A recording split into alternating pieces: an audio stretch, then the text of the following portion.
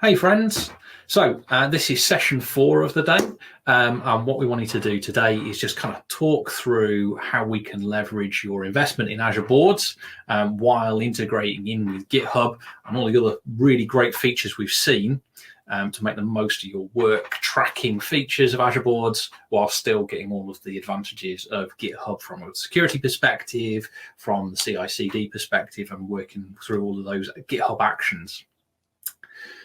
So let's kick off into actually what is Azure Boards, and we're just going to level set on some of the features that we have for Azure Boards here. What I'm showing you right this second is a list of work items inside Azure Boards, and this is our Octodemo Tech Days project where we're going to be joining this all back into GitHub itself. As you can see, we've got two different types of work items shown here. We've got these ones with a little crown, they're our epics, and we've got our work item type of issue, which is the little green kind of box. What does that mean? Well, that means in this case, we're using a basic template to show the different kind of work items that are available inside Azure DevOps. There are 4 different processes that we could use, and if I just switch over to the documentation a moment, we can have a quick nose through what those 4 are. We have a basic template with a very simple hierarchy of epics, issues, and tasks. Now, those epics give us the portfolio backlog. This is where you can group together different work item types to create a portfolio of work that needs to be done. Issues are where you're going to be working on your product backlog, and then tasks are, as the name would suggest, the actual pieces that get tracked for actioning those different changes. The other work templates that we have is we have an agile template where we have a slightly different layering. We've got 4 different main work item types of epics, features, user stories, and tasks. And the portfolio backlog layers there actually have 2 steps of epics and features, and then the workload is split up into user story and task. The Scrum process template changes some of the naming. So instead of a user story, we have a product backlog item. And the actual task tracking is slightly different. So whereas with an agile process template, tasks can support being tracked via original estimate, remaining work, or completed work, with a Scrum process template, we're only tracking remaining work on tasks. Those fields that I'm talking about, those original estimate, remaining work, completed work, they're a set of usable, changeable fields that are on each work item. And although they are different types of work item between these epics, features, user stories, etc., they are all very similar in the fact that they are a work item with just a grouping of different fields that can be set on it. And then finally, we have a CMMI process, which is a little bit more complicated. It tracks a bit more towards like a waterfall methodology of tracking lots of different things, different places, and you just move stuff through in a different way. Now, if we go back to our work item board that we have here, we can see these work items actually can be seen in another view, another lens through our boards. Now, our Azure Boards, this is where the names come from, is effectively a Kanban board where we can pull work items through our thing. So we want to be looking for stuff that's in doing to pull through to done. Once we've finished everything in doing, we can then pull things from to do into our doing list. Now, in this particular instance, I can also switch this from issues to epics. We've got an epic in play at the moment, which is currently assigned to Peter. And this is adopting the latest and greatest DevOps CI/CD tooling in GitHub. Now, as we've gone through some of these sessions, Peter's been working on those. And we can see by expanding out that list, all of the linked work items together. So that hierarchy in actual action there, where this epic has got several sub-issues already set up.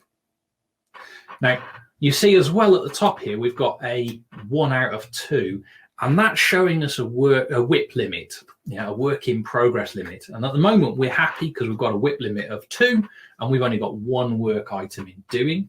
And if I bring across another work item into this list, then we change that to 2 of 2.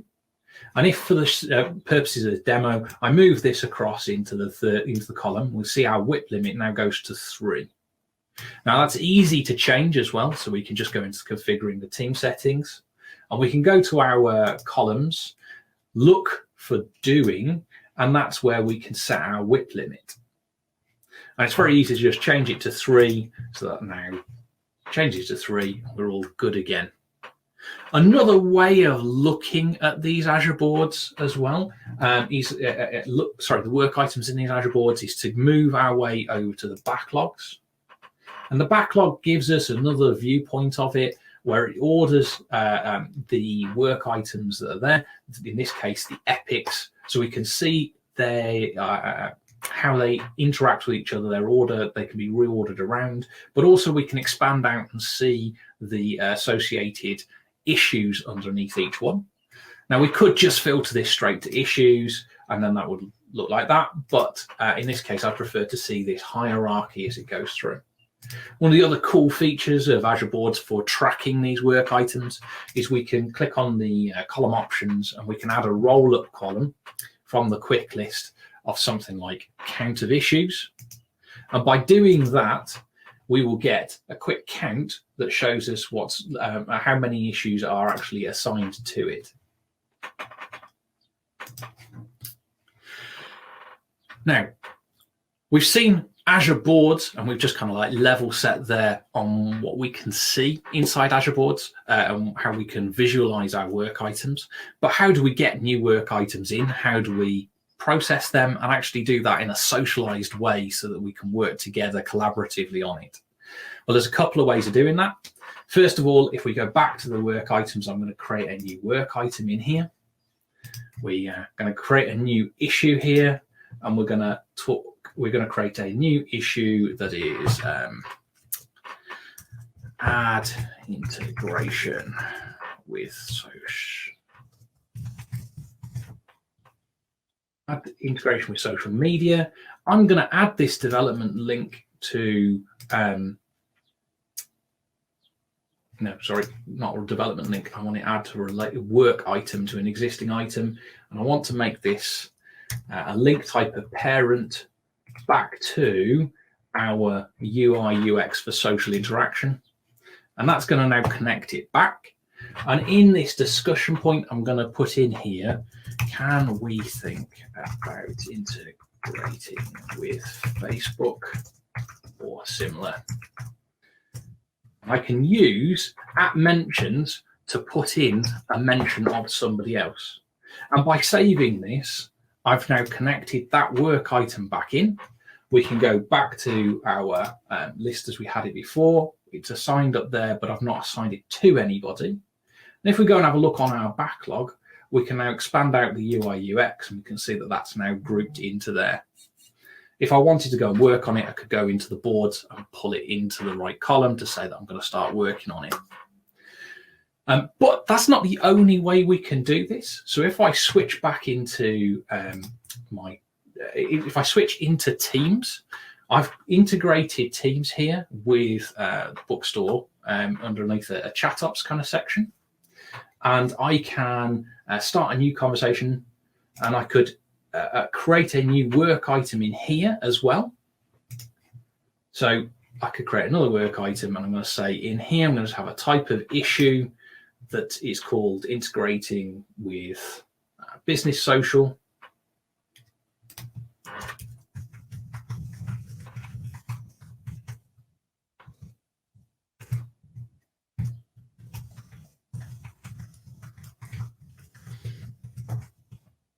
Can we consider integrating with LinkedIn? By doing that, we've created another work item directly from Azure Boards. And if I go back to the boards moment and refresh this under the work items, I can see that I've got that business social, And we can then go and link that the same as we did earlier on by adding the existing item and linking it with a parent ID, UI, UX for social interaction. But I could still talk to Peter about that and say something like @Peter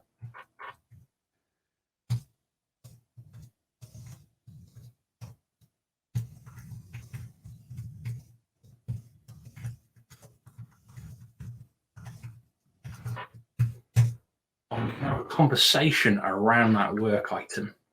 Now, for those people that want to spend more time inside Teams and not have to keep switching backwards and forwards, we can also integrate Teams back into Azure Boards. So let's just have a quick look and see how we can add the Azure Board in as a tab inside Teams. So what we do at the top is we click the Add button and we go to Azure DevOps. We select our organization. This is just going to ask me to authenticate in another browser tab. And that should happen momentarily. When it does that, it brings up the list of the list of organizations that we can connect into. And once I've done that, I get the list that we see here. Now, I'm going to add a Kanban board, and I'm going to add it from our DevOps 101 project. We're just going to select the default team, and I'm going to select the backup level of epics in this particular case, because that's the board that I showed you earlier on. And by saving that, that's going to add this tab across the top of Teams. So we're now inside Teams and we're able to see how this is put together and actually affect the work items where they stand. Now, the next part of what I want to show you today is how we link this back into GitHub itself. Because we've looked at the Azure Boards, we've looked at how we can work with our work items, but now we need to actually connect that back into Azure, GitHub itself from Azure DevOps. So if I go back to Azure DevOps momentarily, the first thing I needed to do was go into my project settings. And inside my project settings, I can go down to my GitHub connections. And I've already set up my GitHub connection to authenticate to it. And I've set up a repository connection between Bookstore Boards and the Octodemo Tech Days project. Now, I can select multiple repos to connect these together and other kind of pieces. I'm not going to step through how to do that, but it's a relatively simple process. You just new connection, tell it how to connect with your credentials, etc. The repository that's connected to is this repository, the Bookstore Boards repository.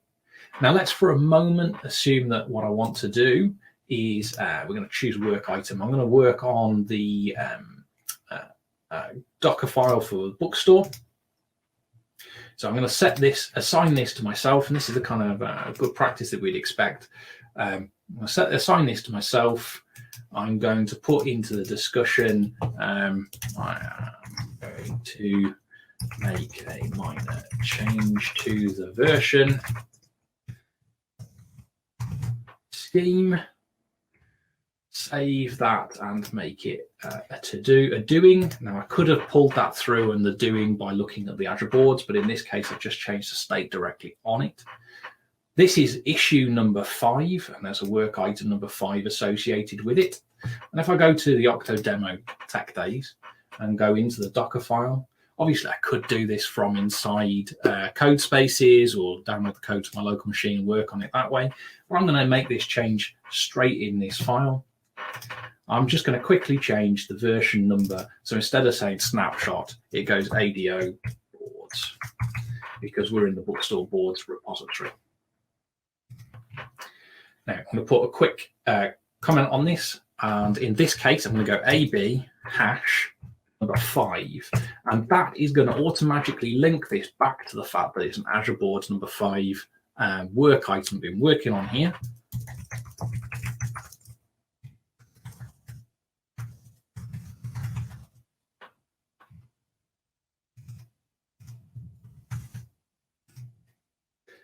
Commit that change in. That's going to automatically link it back. Now, at the moment, that commit message is just going to show us the actual commit itself. But when I go to the Docker file, and when I go back to Azure Boards and I refresh this, I should now see that we have the link automatically set up against the work item. And if I follow that, I can open up and go straight to the commit.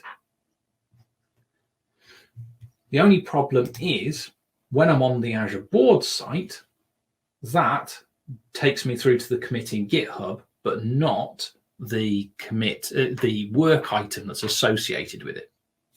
To set that piece up, what we need to do is we need to go and set up the auto linking so that this AB number 5 actually takes us through to the work item itself. And to do that, we're going to go into the settings. We're going to go down to the auto link references.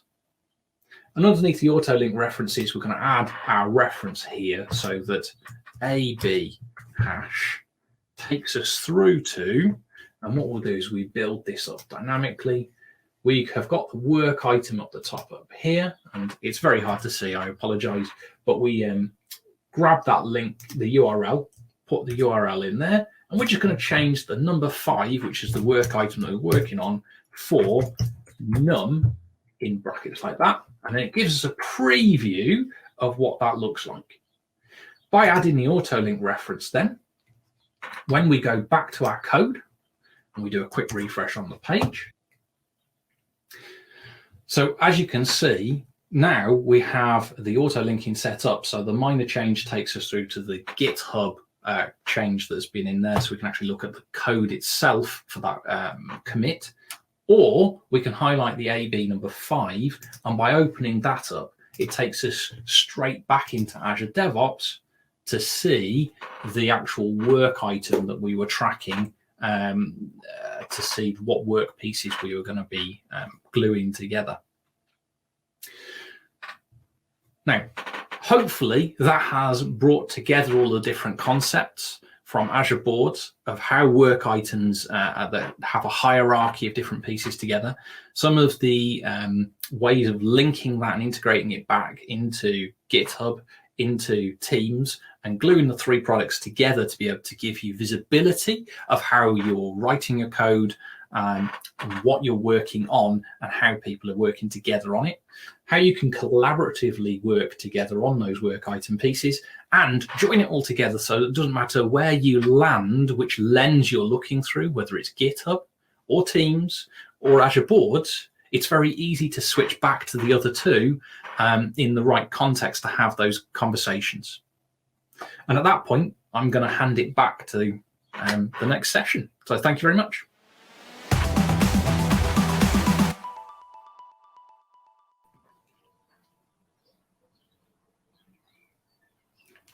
Peter. Sorry, I was on mute. Thanks for that. I really appreciate you taking me through and showing me all the great integration points that we have between Azure DevOps Boards and GitHub.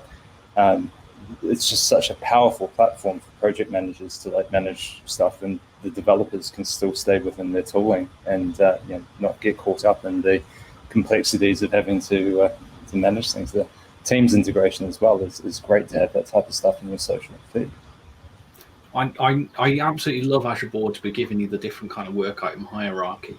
It's a very different workflow to what you get with GitHub issues, where it's a lot more streamlined and very simple, kind of because everything's at the same level. But that extra complexity gives a lot of options, which I see enterprises really leveraging to their advantage, and being able to group things up, etc., to be able to understand the whole estate in very complex environments. I think it's brilliant. We've had a few other questions around it, though, while we're just talking around that GitHub and ADO kind of integration. Obviously, you still have GitHub issues on a project, even though you're using Azure Boards. And there are times when you want, like Dependabot will raise that GitHub issue, or if somebody comes along to your project and raises an issue on GitHub, that you might want that to be exposed to your Azure Boards still. Now, there's a couple of good ways to do that. Obviously, you could be using Azure Boards or other tooling as well for your project management. In regards to Azure DevOps itself, there's a GitHub action that's available that can trigger on the workflow when a new issue is opened or a PR is opened, and put those details into a new Azure DevOps board work item. Another way of doing it is there are some great logic apps and Power Automate connectors, which allow you to also look at the state of GitHub issues and then replay those changes back to ADO, or vice versa. Now, obviously, there's a bit of extra development that needs to be done there, but whether you want to do that through a YAML pipeline as part of GitHub Actions, or whether you want to do that with a low-code solution through Power Automate or Azure Logic Apps, I think it's great for being able to keep everything in sync automatically without having to constantly keep checking it and manually making sure everything's kept in sync. Yeah, I think that's the ticket here that we're trying to present with the DevOps stuff that we've shown today. Is it's all about automation. If you can't automate this stuff and have trust that it's actually doing what you need it to do, you're not really succeeding in your DevOps vision. Absolutely. Automation is so key to being able to make sure that this is working, because it adds confidence to the business all the way up in the stack to know that they're not relying upon an individual being there, not being on holiday, not being sick, nothing like that, that it's repeatable and it's dependable, that every time something happens, you know the desired outcome and you know the quality of it's going to be there. Yeah. Indeed. Sorry, go on, Peter. Yeah, so do you think it's about time that we try to pull all these things together, have a bit of fun with our chatbot integrations and teams, and see where we land? Oh, definitely. This is my favorite demo that we did. I think this one's going to be brilliant because this brings everything together, as you say. Yeah, let's go on to the next demo, please.